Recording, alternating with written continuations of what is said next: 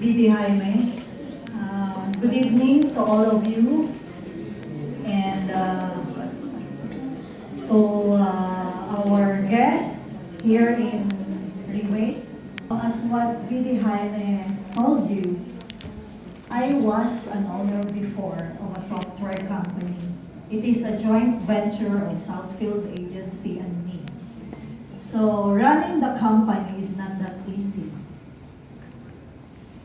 From the production, from the finance side, the whole company, and of course the development of the software applications that we are writing, accounting system, crew management system, and then allotment system.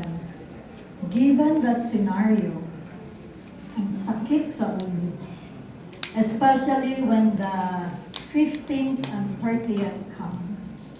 Of course, you have the responsibility to pay your employees without delay, even if you don't have an on-time collection.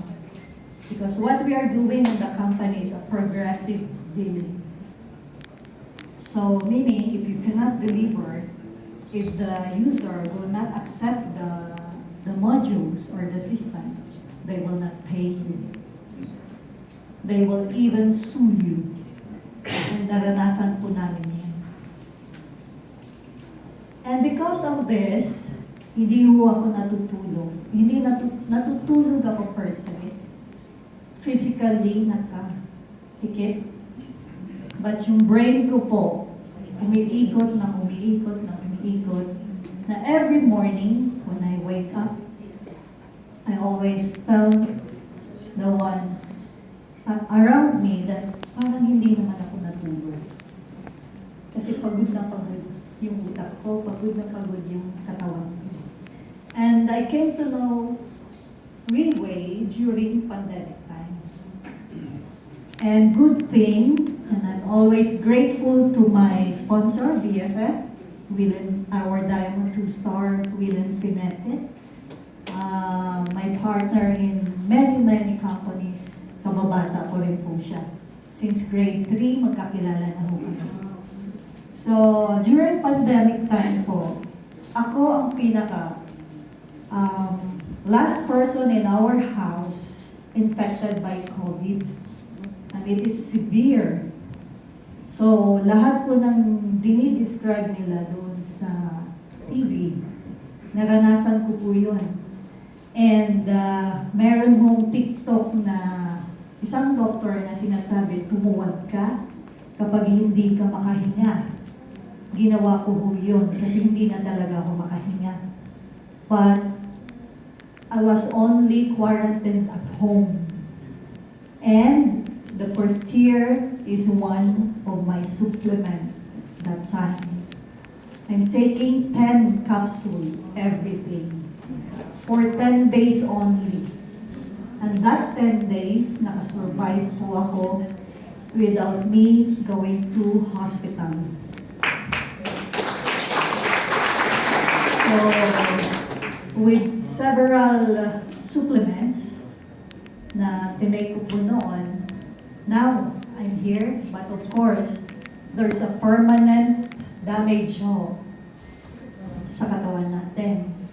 So, prior to Portier, prior taking Portier at the age 50, super hina na ho ng katawan ko. That's why I told all my clients I will retire na po.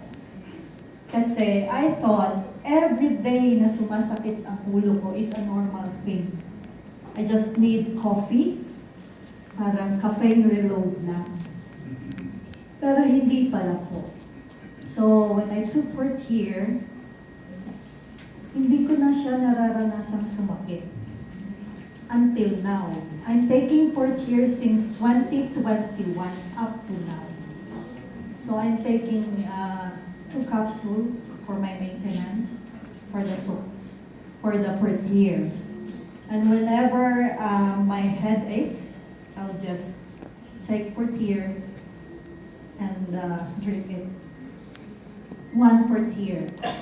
Minsan nga po, pag nahihilo, I put it in under my tongue. So parang biogesic. Anytime I get my portier, pop, and eat it. So yun po. And as 57 years old, I don't have maintenance, only portier.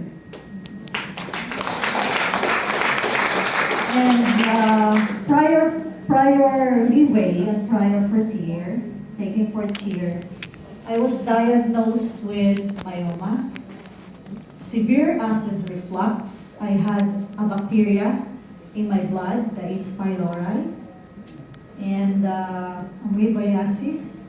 And that amoebiasis is recurring, depende po kung may nakain ako na vegetable or hindi maayos ang pagkakaluto. And meron din po akong scoliosis sa likod. Masakit siya. Meron din po akong gouty arthritis at the age 27. Very rare for a female like me na merong gouty arthritis because my father's side, talagang severe po yung arthritis namin. And good thing that I came to know this portier because I don't want to subject myself to operation with my myoma.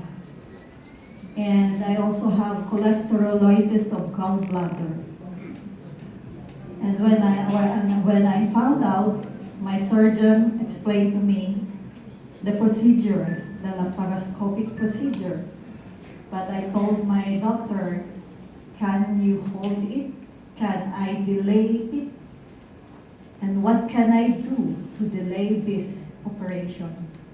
Because ayoko po talagang magpa-opera. Takot na takot ako, even kuhanan po ako ng dugo. Parang nahihimatay ako, hindi ko maintindihan po yun. And good thing, I'm into natural medicine. So until now po, according to Doc Dada, one of our alternative doctor, when she tested me, my internal organs and the whole body, clear lahat po. Ayoko maamong maniwala, pero sabi ko, pwede ba ako magpa-transrectal for my myoma? And according to my doctor, Doc Dada, do you need to? Because it's clear already. Sabi niya gano'n. Pag naisipan ko na lang po, Doc, resetahan niya ako ng procedure. So yun po, pero until now, I haven't done it yet. But I just want to know if my myoma, all of it, the 5 pieces of my myoma are gone.